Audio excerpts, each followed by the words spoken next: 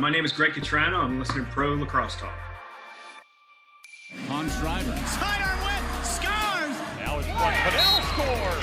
Hands off for Rabel. Switches hands and scores! Carly Miller showing off those shifty skills. Right off the bat, there's Lyle Thompson. They might not be able to, and they finally do. That is an amazing effort by Greg Cattrano going side to side. Welcome to Season 2 of the Pro Lacrosse Talk podcast, the voice of Pro Lacrosse. I'm Hutton, he's Adam, and together we're bringing you interviews from all your favorite players and coaches, as well as news and analysis from all 4 professional lacrosse leagues. On the day the MLL announces its 20th anniversary season, we are lucky enough to be joined by one of the best goalies of all time, Greg Cattrano. Greg is one of the most decorated goalies in professional lacrosse history, winning 2 MLL championships. He's a 3-time goalie of the year and is the only goalie to win MLL MVP and championship MVP. He's also the first goalie to score in the MLL. Greg, welcome to Pro Lacrosse Talk. Thank you for joining us today. Yeah, thanks for having me. It's great to be here. No, we really are excited to talk to one of the best in the game. I know Adam was a goaltender when he played during youth and college, and he really looked up to you. He also a huge Barrage fan, so seeing you bring home that championship with the Barrage in 2004 was important for him too. But before we get into like the pro side of things, let's talk about you grew up on Long Island. You played at Ward Melville. When did you first get in cage? And when did you first decide, that lacrosse was the sport for you? It's funny. I didn't really make the decision on my own. It was really my father. That's funny. I was playing baseball, probably 8 years old. And growing up Ward Melville, which is 3 Village School District, lacrosse it's like football down south, right? It's all lacrosse. So my dad's like, Greg, you got to go this route. Now, of course, I'm 8 years old. I don't know anything, right? So, I gave it a shot. It was like, my dad's like, hey, just go into this gym. They're just going to have a little clinic. And I remember the first lacrosse ball that was thrown at me. It was a ground ball. I couldn't scoop it up. But then I finally did, shot on the goal and scored. And then I ran out of the gym crying. I was so embarrassed. And I actually did not play that year the rest of the time. That was it. My dad's like, the next year, give it another shot. And then he was a coach, and he's like, we need a goalie. I'm not going to throw someone else's son in the goal. So get in the goal. And that's how I was introduced to it. I actually had to shut out my first game. Nice. And I probably made a few saves. Who knows? I was probably 8 or 9 years old, right? And I just stuck with it then. And having an older brother as well, it gave him the opportunity to really beat on me without really getting in trouble from my parents. Yeah. Because he would just throw rocks at me, do anything he needed to do to really just aggravate me. And of course, I didn't back away, right? I was like, no, I'm going to knock these rocks away, bring it on. And, that's basically how I got started and stuck with it from that point on. That's awesome. Well, it definitely did stick right after Ward Melville winning a state championship your senior year. You headed to Brown University. You were named National Goalie of the Year your senior year in '97. Talk about your time in Providence. Providence, phenomenal. Great 4 years. I had the privilege to, in my freshman year, back up Jay Stolfert, who is a All-American, phenomenal goalie. I learned a lot from him my freshman year.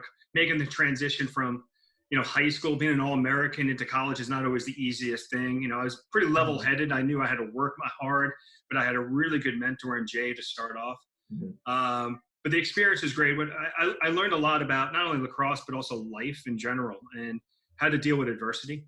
Because my sophomore year, I was given the starting job, and I lost my spot.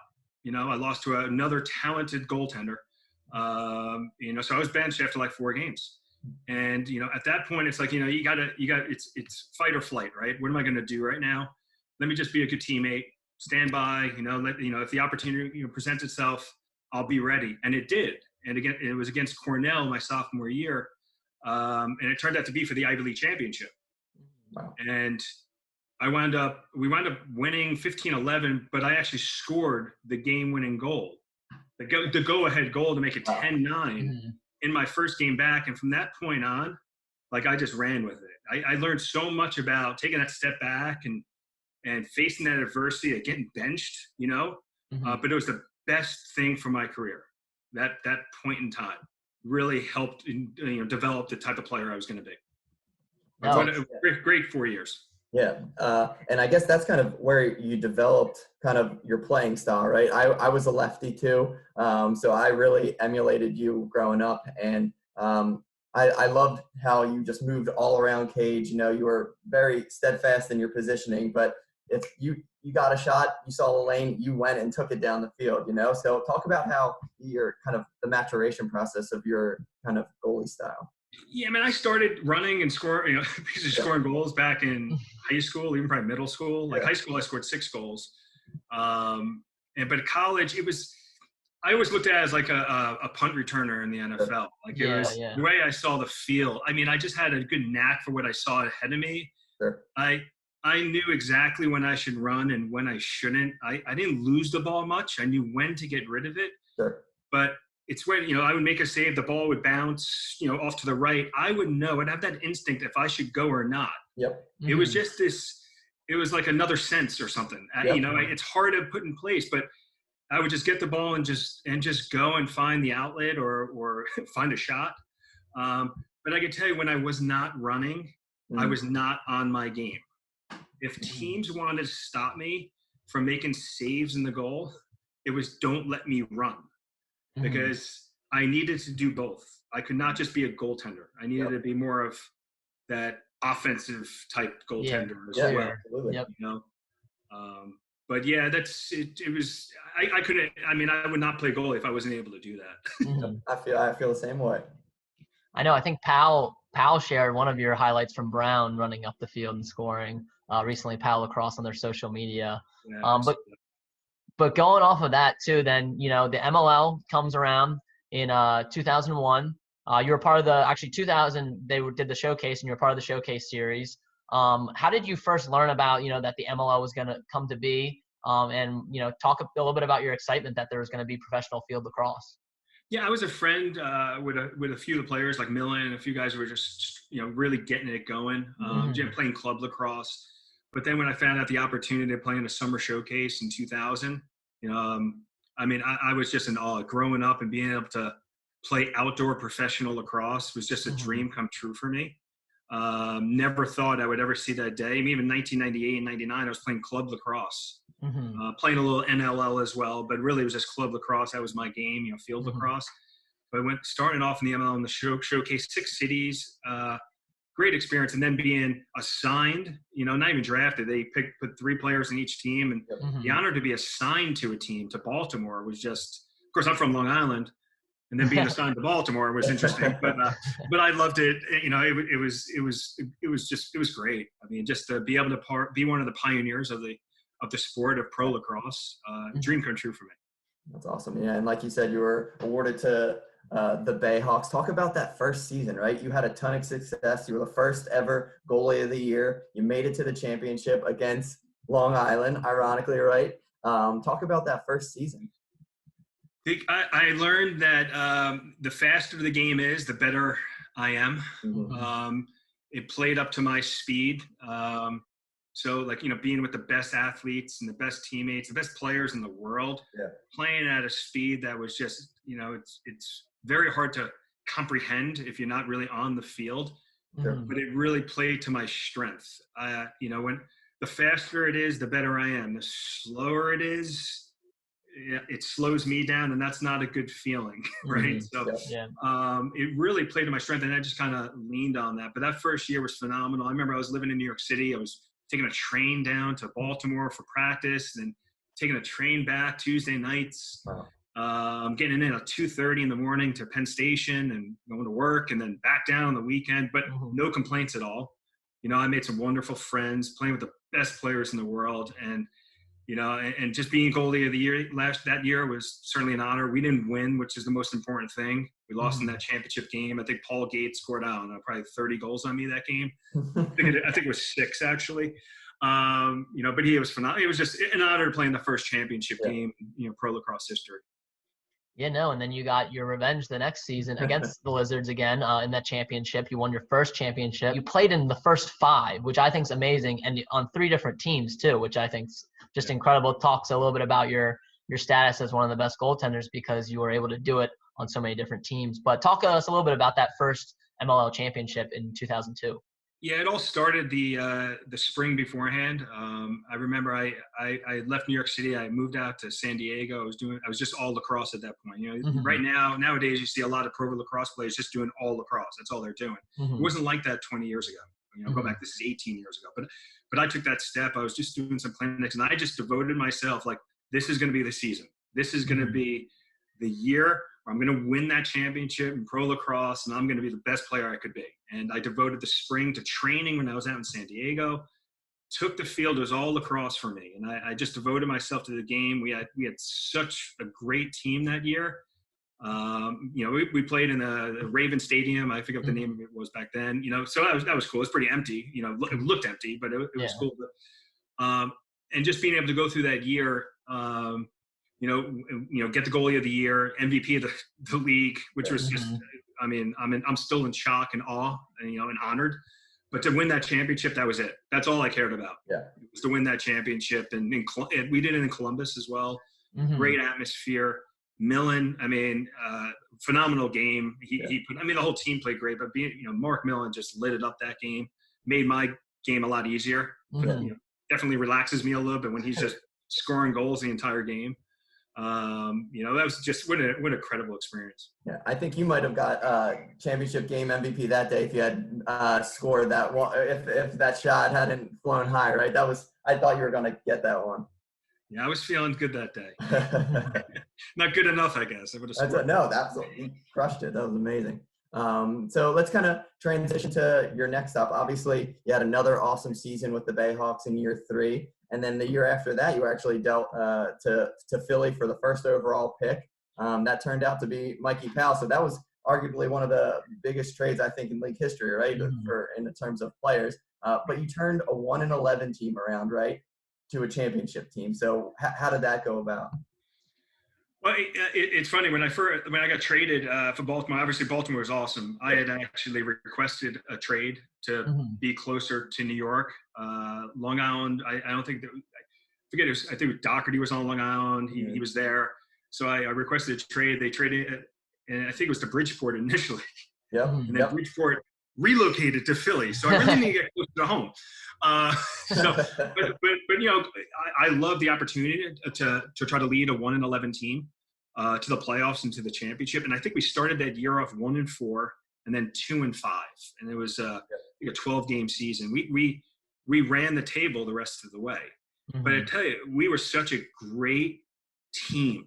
That team, everybody was, when we were 2-5, we're like, no, we're going to turn this around. We're going to win the championship. That was everyone's attitude. At every practice, we're like, no, we're going to run the table.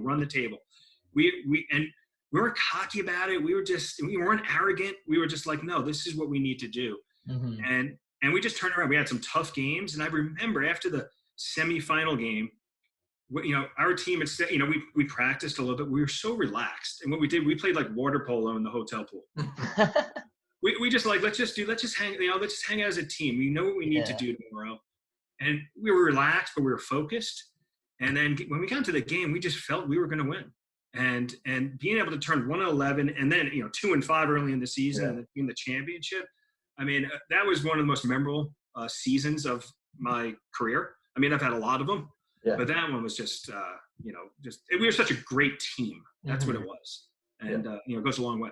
Well, I have to say, 6th grade Adam was very excited about that championship too. Not gonna lie. The year before was at Villanova, right? The championship, right? I think. Yes, the one we lost was in Villanova. I left the overtime goal. I don't remember that, but yeah.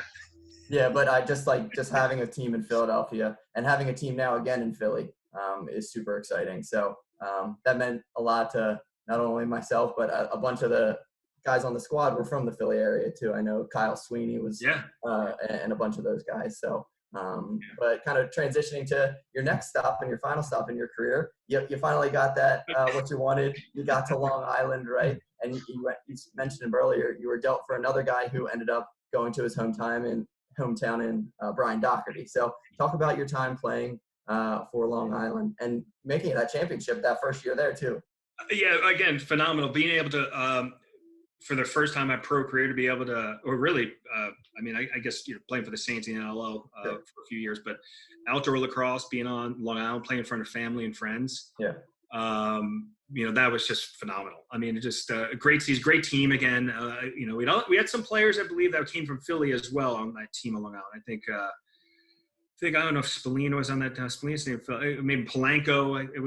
We had a few guys who came to Long Island as well. But being able to go to the championship again, I remember that was my 5th straight championship. I think Gary Gate also might have been going into his 5th game as well, or trying for his 3rd championship in 5 years. I was going for my 3rd, and he was playing for Baltimore. So one of us was going to have our 3rd championship. He wound up getting it. I didn't get it that year. I mean, Baltimore was what a phenomenal team, and we gave it a good run. But they were just better team that day.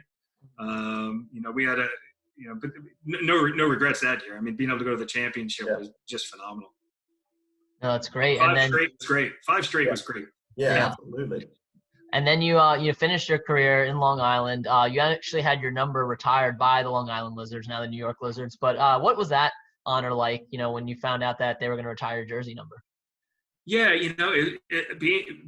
playing on Long Island for 2 years, being from Long Island, and the ownership group was just phenomenal. It was just such an honor to be able to, finish my career playing on Long Island and then be recognized in that way. I mean, it was just, I'm just in awe of a lot of these things that have happened even 14 years later. I still get goosebumps thinking about that, to know my jersey was retired, and, I I have it hanging up in my basement, all my jerseys basically, but the Lizards one, that means a lot because I know, it's number 2, no one's wore it since. And, that's extra special, to me, but just to be honored on Long Island, it's just what a great feeling.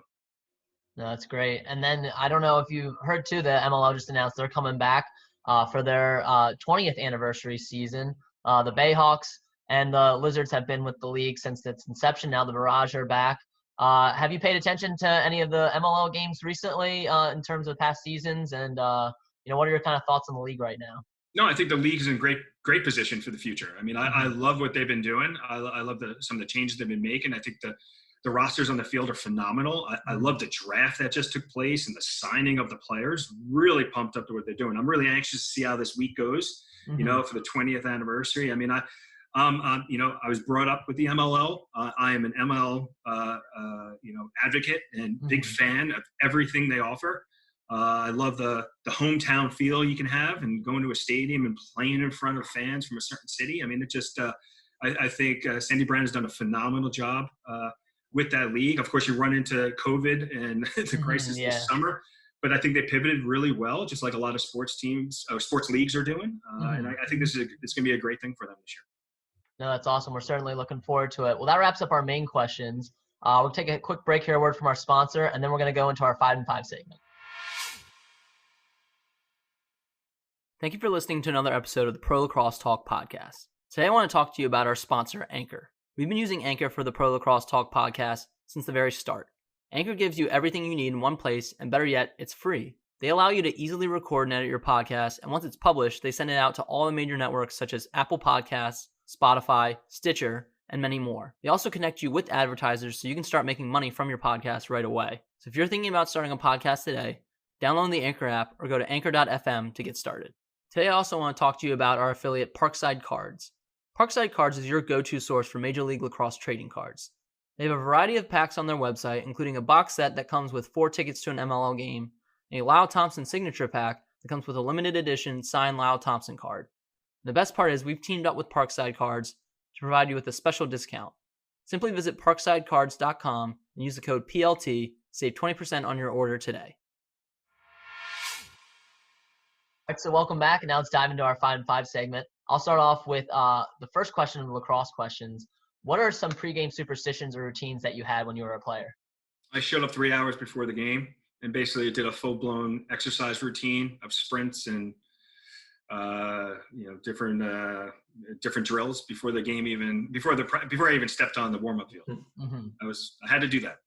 Awesome. I know you goalies like your routines. I know Adam had a routine himself, so it's very important for you guys. Number 2, what was your favorite venue to play at during your career? I would say Raven Stadium. It's awesome. I'm a Ravens fan, so I like hearing that answer.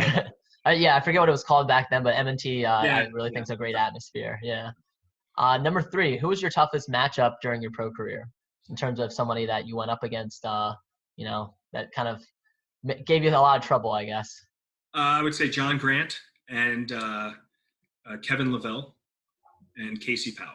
Those three. Awesome. 3 great names. I think they all scored 5 goals a game on me. I knew when I was going to play one of them in a game, they were going to score 5. So I just. What do you think of John Grant Jr. still playing with the Outlaws? I think it's absolutely awesome. I wish I could still play. Well, actually, I should rephrase that. I can still play. I'm just not choosing to play. I'm sure I have slowed down a bit, though. Yeah. We'd love to see you get back in the cage, though. That would be another great story if you're ever up for it. Sure. Number 4, what was your favorite moment during your career? Obviously, you had those championships. Which one, I guess, was particularly special to you? And maybe it's not a championship. Maybe it's a specific game or moment. Like I said before, in college, it was being benched was one of the best experiences of my career. I'll start there. But when I look into because I learned so much from that, and it developed the type of player that I was. But the 2 championships, those are the most memorable experience of my life. 2 different types of teams, 2 different cities, and 2 different, Baltimore was just coming off losing a championship. Philly was coming off a 1-11 season and trying to lead that team to the championship. But those two are the most memorable in pro lacrosse. Awesome. And then my final one is, who's a player or coach that you leaned on as a mentor during your career? My father.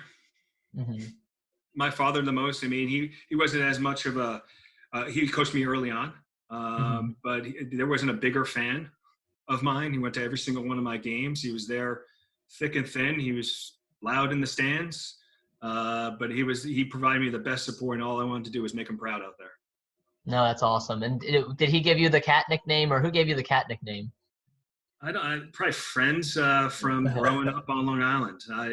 Honestly, my family doesn't call me Cat because they all have the same name. It would be kind of awkward. But I think my friends on Long Island, and it just stuck from that point on. Awesome. All right. I'll move to the off the field questions. Number 1, what are some hobbies or activities you picked up since you retired? Anything fun? I wouldn't say any. Well, it's fun for me. Basically, just I wake up every morning at 4 or 5 o'clock and run about 4+ miles and do a lifting routine every single day. That's how I start my day. That's my routine. I find that fun. Okay. Awesome. Might not be fun to a lot of people, but it's fun to me. There we go. That's awesome. Number 2, who's a non-lacrosse athlete that you think would excel in the pro lacrosse game now? Of course, Tom Brady comes to mind, right? But I'm not sure what position he'd be in. But he sounds like I'm not a New England fan. Obviously, he's down in Tampa now. But he's someone that probably would figure out a way to excel in the game. Yeah. Just like he has done in the NFL. I just don't know what position he'd be in, but I'm sure whatever position he was in, he'd be good. Maybe a goalie. Yeah, maybe goalie. Yeah. I just don't see him moving that well in the goal. Yeah. So I'm not. He would figure out a way to excel. Yep. Good answer. Number 3, favorite spot to vacation? Aruba. Okay. Ooh, nice. Yeah.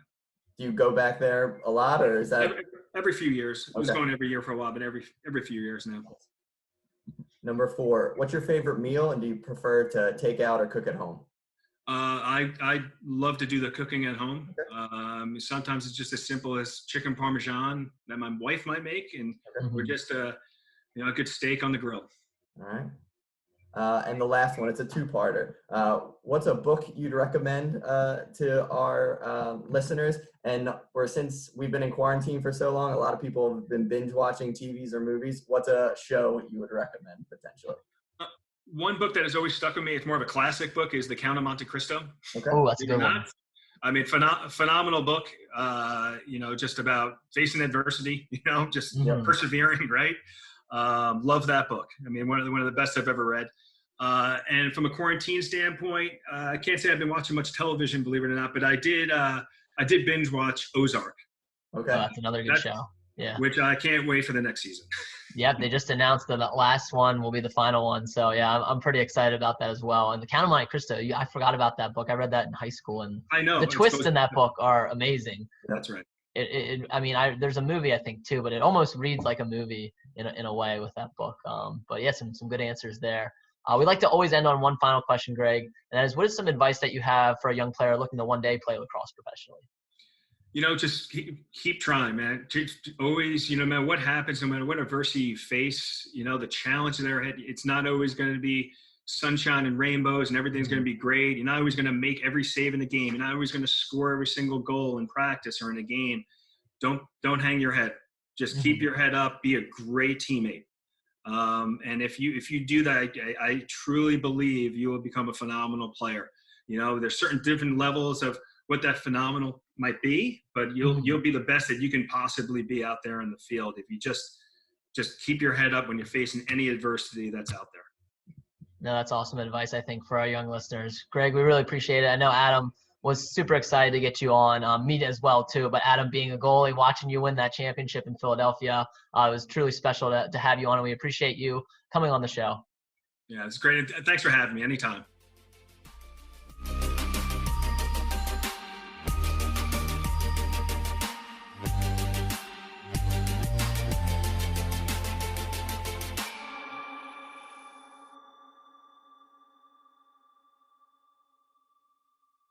Today, I also want to talk to you about our affiliate, Parkside Cards. Parkside Cards is your go-to source for Major League Lacrosse trading cards. They have a variety of packs on their website, including a box set that comes with 4 tickets to an MLL game, and a Lyle Thompson signature pack that comes with a limited edition signed Lyle Thompson card. The best part is we've teamed up with Parkside Cards to provide you with a special discount. Simply visit parksidecards.com and use the code PLT to save 20% on your order today.